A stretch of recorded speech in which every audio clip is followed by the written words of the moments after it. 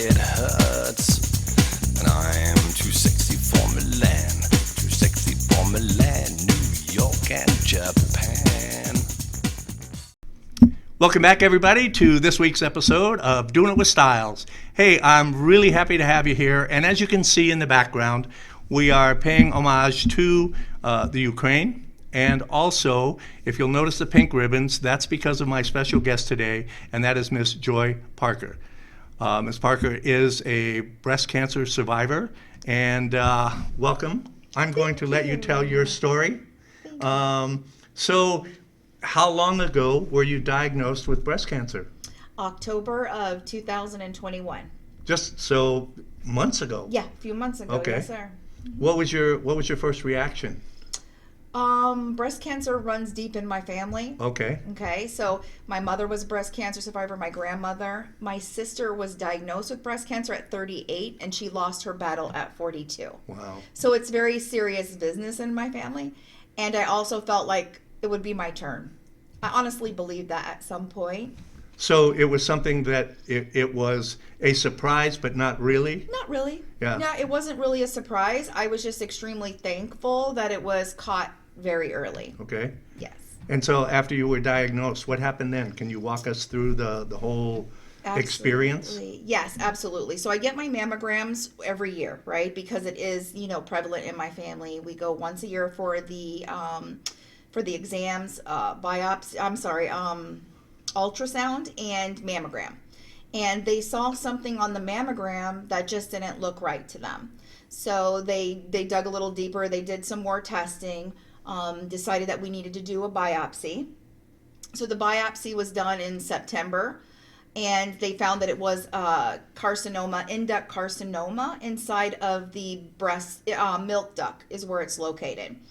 It took a very skilled radiologist to find that. Wow. I don't think somebody, that maybe is just starting out may have detected it because it was so early. It was literally considered a 0 from a scale on the breast cancer scale was a 0. Wow. Okay? And what is the top end of the scale? Oh, that's a great question. I believe I don't want to misspeak, but a 4 or a 5, Okay. something like that. All right. So it was definitely considered early stage. But I knew with my history, if I ever had a cancer diagnosis, that I was going to choose a route of double mastectomy. Okay. Is there an alternative to that, to the surgery? Absolutely. I mean, is there chemotherapy or radiation therapy? Are those alternates that you could have chosen? Yes, sir. So Okay. they would have to do a surgery and take out, it was in the left breast, they would Okay. have had to take out the infected area. Okay. Then they would immediately start radiation and chemotherapy, Okay. which I personally did not want to do.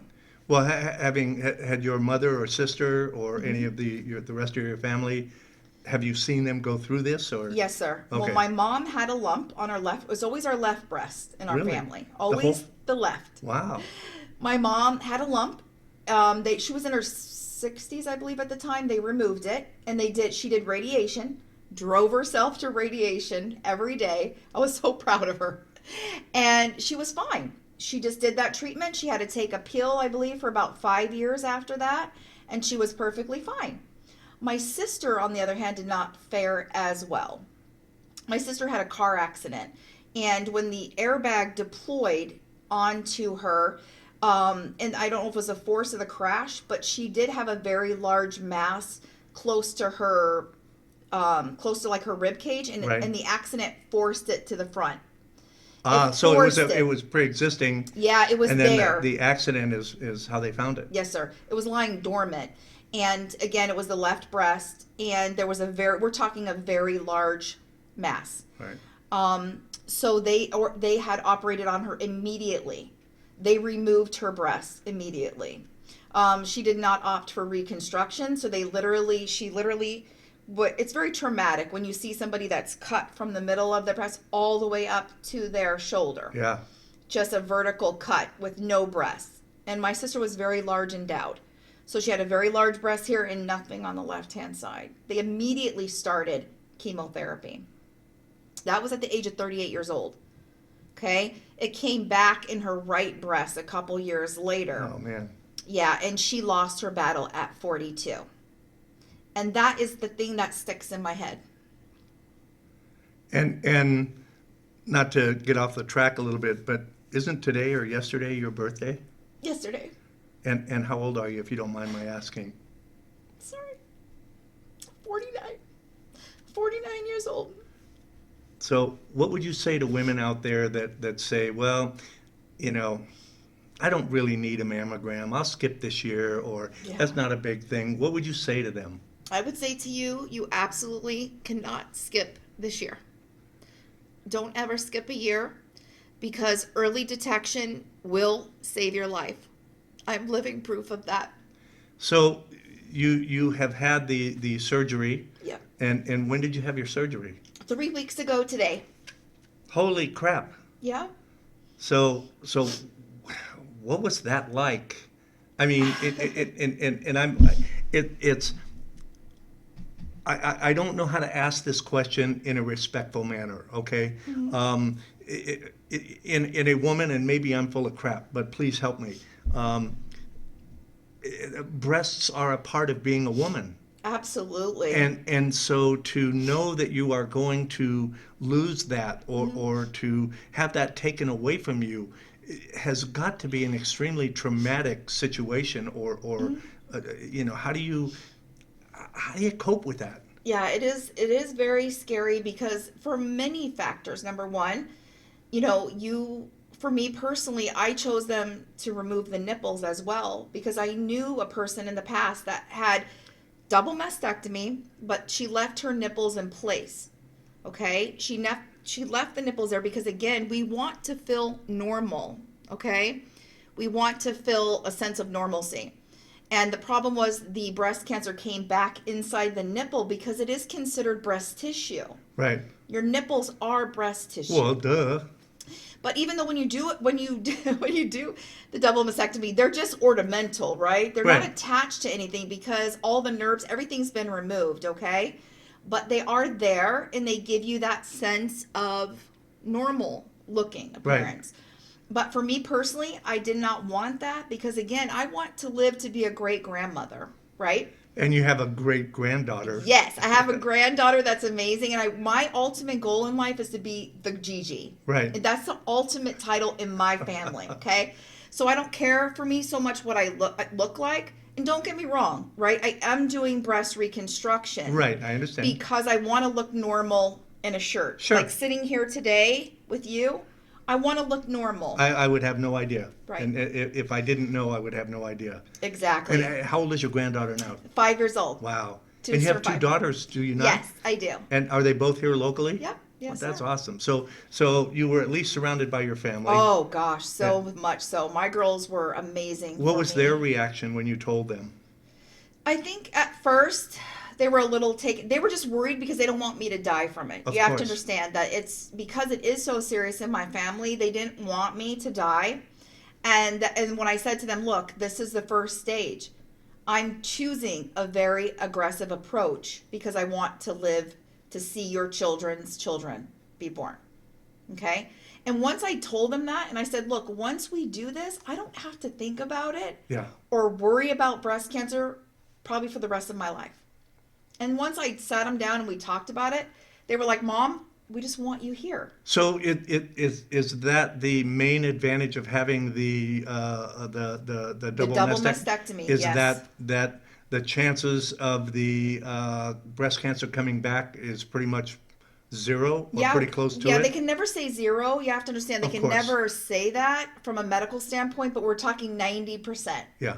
And in my mind, that's a pretty good I'll take 90% any day. Yeah. Before you were diagnosed with the breast cancer, you were into CrossFit and also powerlifting. Yes, sir. I like CrossFit. I love the community of it. It's amazing. Which I go to CrossFit Raw Uphill. Just want to throw that out there. They're an amazing gym. And but I fell in love with powerlifting. So there's just something to me personally about lifting, doing deadlifting and bench pressing that I got really excited about. So that's my passion, is powerlifting. What is it about the powerlifting that you're so passionate about? It's just like lifting being able to lift. When I tell people I can bench, that I can deadlift 300 pounds, they're like, wow, That's incredible. Listen, I'm proud of myself if I can do 50. And 50 is amazing because you know what? It's really about functional fitness for people. Yes. It's about moving. It's about moving things, but there's proven facts, especially with women. If we lift weights, we fight off osteoporosis better. Or, you know what I mean? We're just in better shape. We can stay leaner, these types of things, which are important. Yeah. Yeah. That's cool. I love it. So, and I also want my granddaughter to be like, my grandmother is a badass. Let's be honest. Let's be honest. Yeah. No, that's cool. Okay. Yeah. She was in the Olympics last year. Deadlifted 738 pounds. Yeah, that's my grandma. So that's really why I do it. Yeah. Well, at 5 years old, she's talking now, so, right? Really talking. Yeah. We're having full-blown conversations. Wow. She's my best friend. Yeah, I mean, like I said, the last time I saw her, she was about this big, just a little bitty thing. That's amazing. So yeah, they grow like that, John. Yeah. When you feed them well, yeah. they grow. Yeah, but that's it. You're feeding them, right? Yeah, feeding her good. So this is, I know you've said to me a couple of times that that in some sense that this has been a positive experience to you. Can you explain that? What you mean by that? I think it's been positive and very empowering. Very empowering because when I went to see my breast cancer surgeon for the first time, because you have to understand my breast cancer was early stage. Right. And when I went to her and I said, I am choosing a double mastectomy, and she says, that's your right. This is your body, Joy, and we're doing exactly what you want to do. That's awesome. She says, if that's what you want to do, let's get it going. And she never questioned me. She never tried to steer me a different way. She never tried to say, and a lot of people said that to me. Why would you do that? Why don't you just deal with the area that is infected and just deal with that? And I hope said, for the best. And you know what? And a lot of people do that, and I want to say I respect that. Whatever your choice is, I respect that. But for me personally, I wanted to take that worry away. And that's why I went this direction. And I was supported by my surgeons 100%. That's great. Yeah.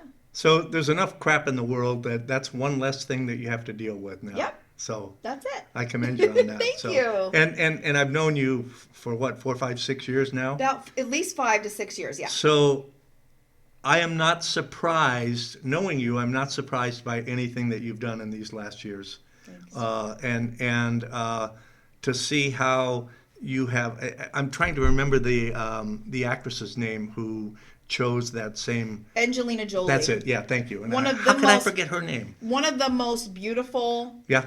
Beautiful women in the world, and that's what people look at, right? Right. Somebody like me, it doesn't matter. I'm just an average citizen. But when people look at Angelina, wait. You are beautiful. Thank you.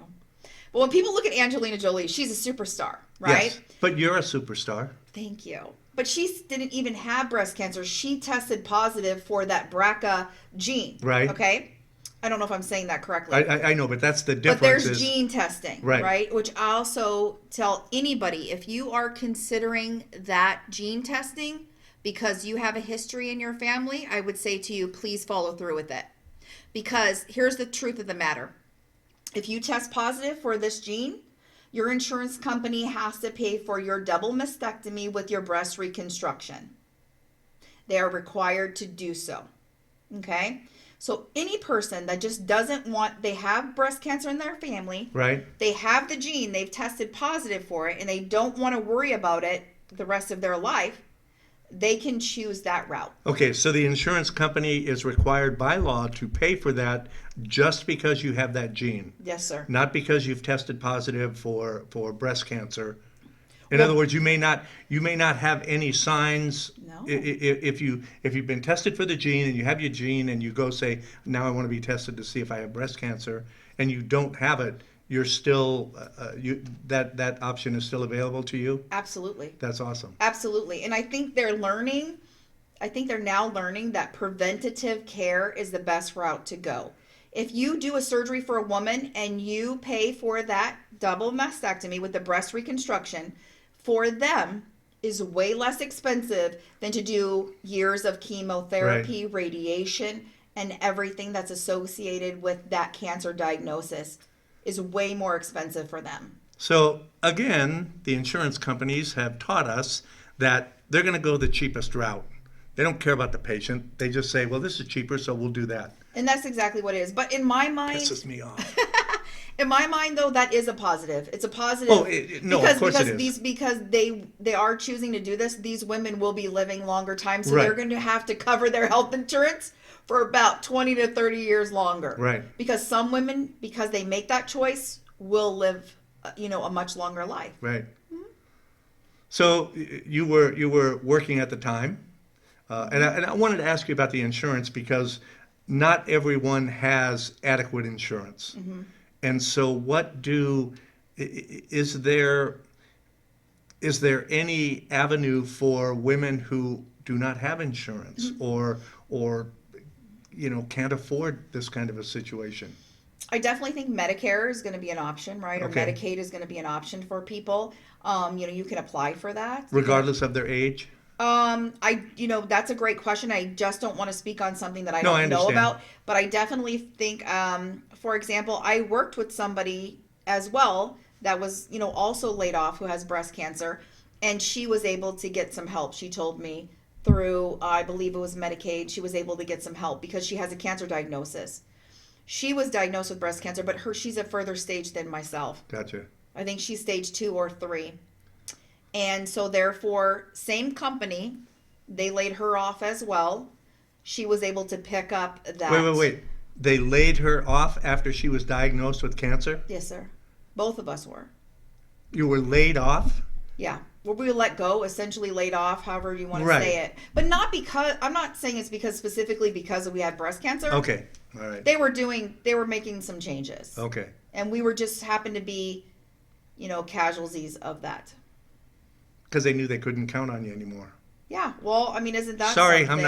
I'm not trying to stir up any Yeah, crap. I don't want to stir up anything either, but Yeah. there are certain facts that are involved in the situation, and Right. when you know that somebody is fighting for their life, essentially like that, losing their job during that time is not going to help. Yeah, it just adds to the burden. When she worked there for many years, by the Yeah. way, I only worked there a short time. She worked there for many years. Wow. So what would you like to tell women? What's the most important thing that you have taken yourself from this experience? Okay. I would say, what I would like to say to women out there is, you are precious. And, sorry. And you are loved. And always do your breast exams. Always do your self-breast exams, at least a couple of times a year. And please get your, go to your gynecologist once a year. They will also do a breast exam when you go to your gynecologist. And then, thank you, John. And then also mammograms. And if you do have a history of breast cancer in your family, you can start mammograms at an earlier age. I believe I started mine at around the age of 30. And so that's another thing about health insurance. If you have a history of breast cancer in your family, you can get mammograms at a younger age. And I would say mammograms once a year, get your pap smears once a year, do your self exams on a regular basis. And if something does not feel right, go to the doctor immediately. Because I also have a friend who had a lump. She knew that the lump was there, but she didn't go to the doctor for about a year later. Because she didn't have health insurance. That was the reason for it. And I say, we have to put our health first. And if something is not right with your body, especially in your breast area, that you go to the doctor and you look into it, because early detection will save your life. I promise you that. It will save your life. That's amazing. I am just so proud of you, and the fact that you were willing to come here and tell your story, and hopefully, if you can just motivate one person from this, It's worth it. or help one person, it's worth it. And I would love to have you back as many times as you'd like to come back. I'd like to help follow your progress. Thanks. And see how you're doing. And what else? Is there anything else that you'd like to I share? just want to thank you. Oh, I just want to yes. thank you for being an amazing friend and all the amazing work that you do. You are awesome, and thank you for asking me to come. When you did, I felt honored, and I felt Well, good. Because I was afraid. I didn't know, no. you know, some people do not want to talk about things like that, and you know, and especially since it was so soon, and you know, after your surgery, and that's, I mean, the fact that you're here is just, I'm just so proud of you. I mean, you're just Thank you. amazing. So I feel very honored and very blessed. Thank you good. for You having should. me. You should. So anyway, you know where you can get a hold of us. And is there, do you have an email or something that you might want to share?